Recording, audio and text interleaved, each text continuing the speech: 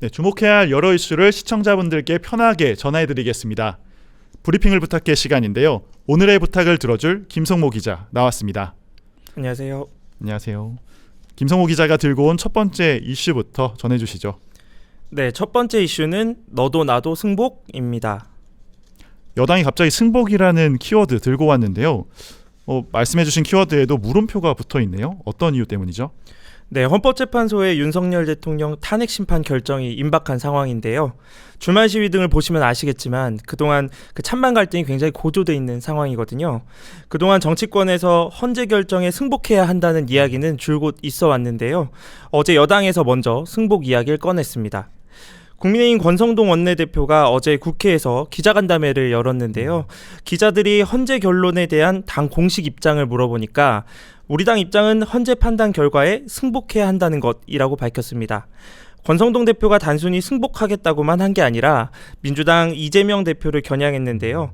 이 대표가 유튜브에 나와서 헌정질서에 따른 결정을 승복하지 않으면 어떻게 하겠냐고 했는데 이 말이 진정한 승복 의사가 있는 건지 잘 모르겠다 이렇게 이야기했거든요.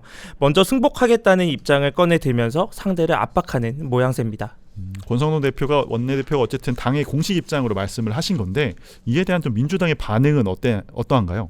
사실 민주당이 승복 안 하겠다고 한 건 또 아니거든요. 이재명 대표가 최근 유튜브에서 관련된 언급을 한 적이 있는데요.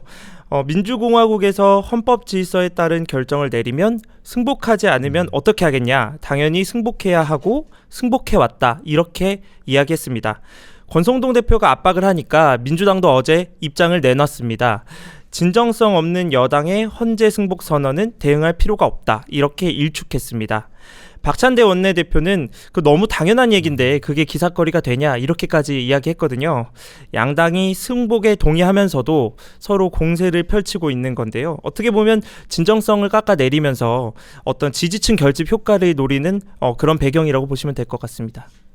국민의힘 지도부에서 이렇게 헌재 승복 메시지를 내긴 했는데 제가 듣기로도 소속 의원들의 생각이 굉장히 다양할 것 같습니다. 좀 의원들 반응은 지금 어떠한가요? 당 내부 분위기를 취재해보면 확실히 국민의힘 의원들은 친윤계를 중심으로 막판 지지층 결집에 열을 올리고 있는 분위기거든요. 친윤계 의원들은 연일 탄핵 기각, 각하 요구하는 그 여론전을 펼치고 있는 상황인데요. 대표적으로 윤상현 의원이 있습니다. 윤상현 의원은 어제 국회에서 기자회견을 열고 대통령 탄핵 심판은 각하만이 답이다 이렇게 말했거든요. 주말에 서울 여의도와 광화문, 경북 구미와 김천, 세종 이렇게 동시다발적으로 탄핵 반대 집회가 열렸는데요. 친윤계 의원들이 곳곳에 등장해서 여론전을 펼쳤습니다. 의원들이 직접 연단에 서기도 했는데요. 4선 박대출 의원은 광화문 집회에서 헌재가 국민만 바라보고 결정하겠다고 하는데 광장에선 탄핵 반대가 압도적이다. 여론조사에서는 찬반이 엇비슷하다. 그럼 탄핵할 수 없다. 이렇게 이야기했습니다. 장동혁 의원이 구미에서 발언한 내용도 많이 언급됐는데요. 헌재는 내란몰이만 믿고 날뛰다가 황소발에 밟혀 죽는 개구락지 신세가 됐다. 이렇게 이야기했습니다. 네, 민주당의 주말 집회 상황도 궁금합니다. 이제 국민의힘 같은 경우는 당 차원에서 대응을 하지 않겠다 했는데도 이렇게 여러 의원들이 좀 참여를 하고 있는 상황인데 민주당은 총동원령을 좀 내린 상황이잖아요. 많은 의원들이 좀 참여를 했나요? 민주당도 주말 동안 장외에서 탄핵 기각을 압박하는 발언을 이어갔는데요. 아무래도 지금 여당 지지층이 결집해 있는 분위기잖아요. 윤 대통령 석방 이후로 더 그런 결집이 좀 단단해진 상황이거든요. 이 부분에 민주당도 상당한 부담을 느끼고 있는 것처럼 보입니다. 그러다 보니 최근에 민주당은 지도부가 장외에 총출동하다시피 했는데요. 민주당은 지난주 화요일부터 윤 대통령 파면을 요구하는 천막 농성을 일단 벌이고 있고요. 수요일부터 의원 전원이 매일 국회에서 광화문까지 도보 행진을 하고 있습니다. 이게 한 8.7km 정도 된다고 하더라고요. 8.7km 제가 시간으로 재보니까 거의 한 3시간 넘게 걸어야 되는 거리던데 그걸 매일 하고 있다는 이야기 듣고 있습니다. 그래서 좀 의원들 반응이나 이런 것들도 굉장히 궁금한 상황이네요. 일단은 저희 그러면 8년 전에도 사실 이런 비슷한 좀 상황이 있었잖아요. 그래서 네. 그 당시에는 박근혜 대통령 탄핵 당시에 뭐 여야가 서로 좀 헌재 결정에 승복하자 이런 이야기도 있던데 그 당시에 좀 상황은 어떠했나요? 그 2017년으로 돌아가 보면 그땐 여야 4당 원내대표가 탄핵 심판 한 달 전에 그 승복한다는 취지의 합의를 했거든요. 이뿐만 아니라 탄핵 심판 선고 하루 전에도 그 정세균 당시 국회의장하고 그 여야 중진 의원들이 승복하자는 합의를 한 차례 더 했거든요. 사실 8년 전과는 지금 분위기는 굉장히 다릅니다. 왜냐하면 당시에는 탄핵을 찬성하는 여론이 압도적이었거든요. 지금은 사실 양쪽 지지층이 또 결집돼 있는 분위기잖아요. 지금은 서로 우리는 승복할 건데 너네는 진짜 승복할 의지가 있냐, 뭐 이렇게 공세만 하고 있는 모양새인데요. 그러다 보니 정치권에선 여야가 헌재 결정에 승복하는 공동 기자회견이라도 해야 하지 않냐, 이런 목소리도 나오고 있습니다.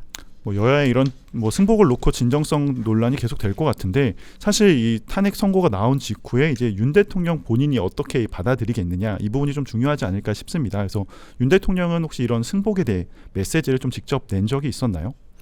윤 대통령 법률 대리인단인 석동현 변호사가 지난달 이제 기자간담회를 열고 그 헌재 결과에 대통령이 당연히 승복할 거다, 승복을 안 하거나 못하는 경우는 생각할 수 없다 밝혔거든요.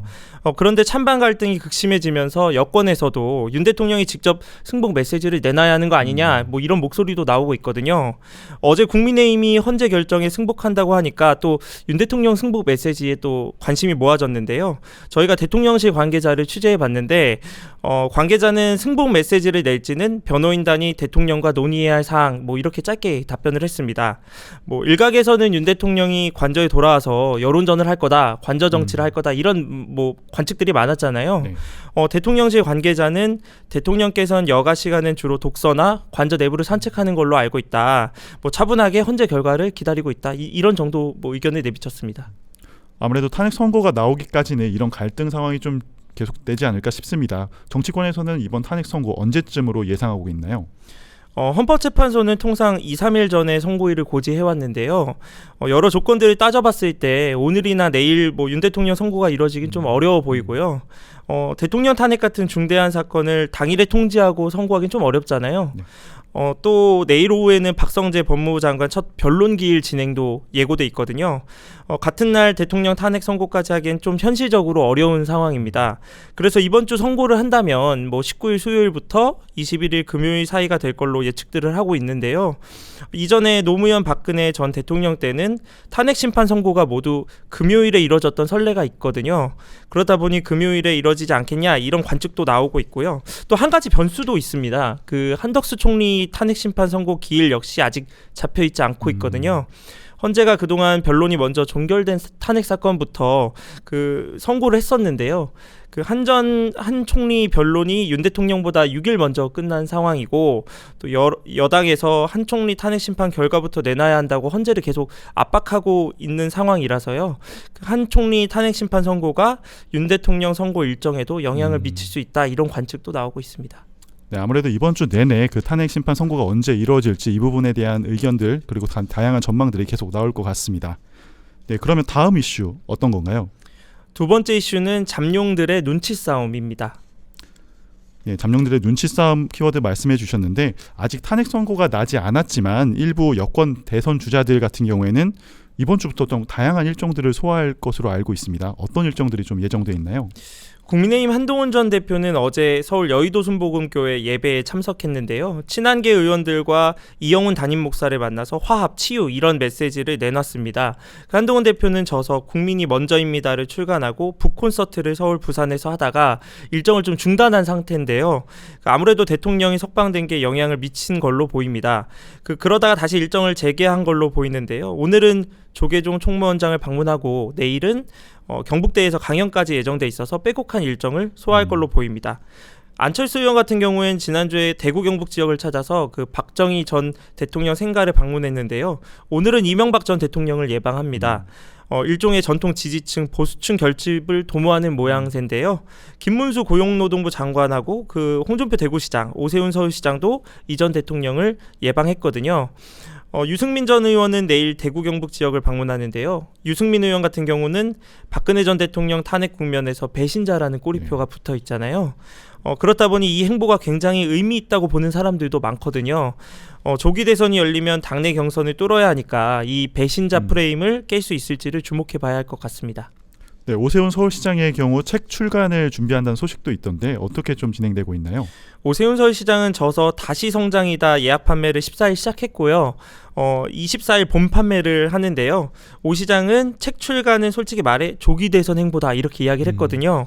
혹시 모를 대선을 준비하지 않다가 그 이재명 대표를 이재명 대표에게 대선을 허락하는 결과가 나타날 수 있다. 이렇게 의견을 밝혔습니다. 반면 대통령 탄핵에 좀 반대했던 주자들 같은 경우는 아직 본격적으로 좀 행보가 잘 보이지 않고 있습니다. 그분들은 좀 행보가 어떻게 좀 펼쳐질 예정으로 보시나요? 아무래도 탄핵 반대파 주자들은 강성 보수층 지지를 받고 있어서 그런데요.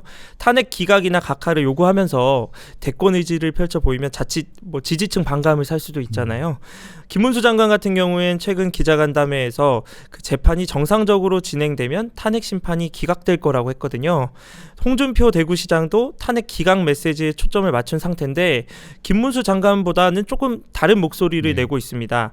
최근 기자들과 자리에서 탄핵 심판이 어떤 결론이 나와도 대통령이 임기 단축을 이야기해서 조기 대선은 불가피하다. 우리 팀은 당 도움 없이도 차기 대선을 치를 준비가 돼 있다. 이런 식으로 이야기를 했습니다. 네. 그렇다면 민주당 주자들의 좀 상황도 좀 궁금한데요. 민주당 주자들은 어떻게 좀 대응을 하고 있나요? 민주당은 일단 그 윤 대통령 탄핵에 초점이 집중되어 있는 분위기인데요. 비명계 대선 주자들도 비슷한 상황입니다. 김경수 전 경남지사는 대통령 파면은 거부할 수 없는 국민의 명령이라고 했고요. 김동연 경기지사도 헌법재판소가 지체 없이 탄핵을 인용해야 한다고 했습니다. 윤 대통령 석방 이후 여권이 결집하는 분위기가 조성되니까 이제 민주당에선 친명계와 비명계가 힘을 모아야 한다는 공감대가 생긴 걸로 보입니다. 일단 조기 대선이 열리려면 윤 대통령 탄핵이 인용이 돼야 하잖아요. 한 민주당 인사가 지금 상황에서 개파 이야기를 꺼낼 분위기는 아니다 이렇게 이야기를 하더라고요. 민주당에선 일단 대통령 탄핵 심판 인용이 선결 과제다 이런 분위기입니다. 네, 정작 이재명 대표는 이번 주말 집회 상황을 보니까 모습이 잘 안 보였습니다. 굉장히 좀 외부 활동을 조금 줄이고 있다는 느낌도 있던데 어떤 이유 때문인가요? 이재명 대표 같은 경우엔 최근에 테러 위협 제보가 있었거든요. 지난주부터 현장 최고위와 장외투쟁 등의 모습을 드러내지 않고 있는데요. 일단 20일에 이재용 삼성전자 회장과 회동은 예정대로 일단 진행한다는 방침인데요. 경호를 상당히 보강할 걸로 보입니다. 특수부대를 전역한 요원이 그 러시아제 권총을 밀수해서 이 대표를 암살할 계획 이런 제보가 들어왔다는 건데요. 온라인 커뮤니티에도 이 대표 테러 암시 글이 조금 있었다고 하더라고요. 그렇다 보니 신변 보호 필요성이 중요해졌다는 게 당 설명입니다. 그런데 일각에서는 이런 이야기도 하더라고요. 이재명 대표가 전면에 나서지 않는 게 중도층 공략에 효과적이라는 겁니다. 그 원내 지도부가 장외에서 좀 강경 메시지를 내고 이 대표는 중도 확장성 메시지에 집중하는 투트랙 전략을 한다는 그런 이야기입니다. 아무래도 좀 대선 주자로서 여러 가지 좀 전략이나 이미지 이런 것들을 좀 신경 쓰고 있는 게 아닌가 싶네요. 네, 그렇다면 마지막 이슈는 무엇인가요? 세 번째 이슈는 더 내고 더 받는다입니다. 네, 더 내고 더 받는다. 저희 시청자분들도 굉장히 관심이 많을 주제인데 어떤 내용인가요? 국민연금 개혁안 이야기인데요. 국회 보건복지위원회가 이번 주 목요일에 국민연금 모수개혁안을 담은 국민연금법 개정안을 본회의에 상정할 예정입니다. 모수개혁은 국민연금에 내는 돈과 받는 돈의 비율을 바꾸는 개혁이라고 보시면 되는데요. 여기서 내는 돈이 보험료율이고 받는 돈이 소득 대체율입니다. 여야가 현재 9%인 보험료율을 13%로 인상하는 그 안은 일찌감치 합의를 했거든요. 그런데 소득 대체율, 받는 돈은 얼마로 할 건지를 팽팽하게 맞선 상황이었거든요. 민주당은 44%, 국민의힘은 43%, 1%포인트 차이를 두고 대치해온 건데요. 이번에 민주당이 국민의힘의 그 43%를 수용하겠다고 전격적으로 밝히면서 합의가 이루어졌습니다. 이번에 개혁안이 통과되면 2007년 이후 18년 만이거든요. 어떻게 바뀔지 궁금해하시는 분들이 굉장히 많을 텐데요. 예를 한번 들어보겠습니다. 월 309만 원을 버는 가입자는 지금보다 한 달에 12만 원 정도 국민연금을 더 내야 하고요. 이제 연금을 타는 첫 해에는 월 9만 원 정도를 더 타게 됩니다.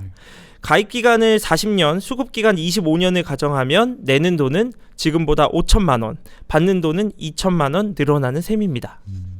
그런데 국민연금 개혁 논의가 사실 굉장히 오래전부터 진행이 좀 됐었고 윤석열 정부 출범 이후에 사실 좀 지지부진했던 상태였습니다. 근데 약간 많은 분들이 조금 의아하실 수 있을 것 같아요. 이게 그럼 민주당이 갑자기 왜 이 시점에 이런 제안을 좀 받아들였을까? 이런 좀 배경은 어떻게 보고 계신가요? 윤 대통령 탄핵 심판 이후에 그 조기 대선 가능성을 염두에 둔 건데요. 비상계엄 이후에 경기가 안 좋아진 상태에서 우리가 민생 현안을 위해 양보했다 이렇게 비춰질 수 있거든요. 그래서 중도층 민심에 어느 정도 효과가 있을 걸로 보고 수용했다는 시각이 있습니다. 조승래 수석 대변인도 국민의힘의 안을 받아들인 이유로 이재명 대표가 당 차원에서 좀 논의를 해서 결정했으면 좋겠다 이렇게 밝혔거든요. 당내에서 반발이 적지 않지만 뭐 이재명 대표가 직접 나서서 국민연금 개혁을 성공시켰다 이런 취지거든요. 민주당 지도부가 윤 대통령 탄핵을 두고 그 강성 발언을 이어가면서 이제 반면에 이재명 대표는 민생 현안을 해결하는 모습을 보여주는 거잖아요. 뭐 일종의 아까 말씀드렸던 그 투트랙 전략이라고 보시면 될 것 같습니다. 민주당에서는 빠르면 이번 20일에 본회의에서 좀 통과시키겠다 이런 말도 나오는 것 같던데 보시기에 국민연금 개혁이 지금 여야 합의대로 순조롭게 좀 진행될 수 있다고 보시나요? 이게 일단은 큰 틀에서 합의가 됐다고 보시면 되는데요. 몇 가지 여야가 충돌하는 지점도 있습니다. 여야가 연금 구조 개혁을 연금개혁 특별위원회 그 연금특위에서 하자고 한 상태거든요. 그런데 연금특위 구성을 놓고 국민의힘은 여야 합의 처리 의무화를 요구하고 있고요. 민주당은 여기 반대하고 있습니다. 아무래도 민주당이 수적 우위를 앞세워서 그 연금개혁 구조개혁을 강행 처리할 수 있다는 우려 때문인데요. 그 연금특위 구성을 보시면 뭐 야권이 7명이거든요. 민주당 6명, 조국혁신당 1명. 그리고 여당은 6명으로 여당이 1명 적습니다. 그리고 이 연금특위 구성뿐만 아니라 그 연금 재정이 악화되면 받는 돈을 자동으로 줄이는 자동조정 장치도 여야가 맞서는 대목인데요. 국민의힘은 자동조정 장치가 필요하다는 입장이고 민주당은 이것만큼은 안 된다는 상황이거든요. 세부적으로 논의가 좀 어떻게 될지 지켜봐야 될 것 같습니다. 네, 말씀 잘 들었습니다. 지금까지 동아일보 김성모 기자와 함께했고요. 다음에 또 브리핑 부탁드리겠습니다. 감사합니다.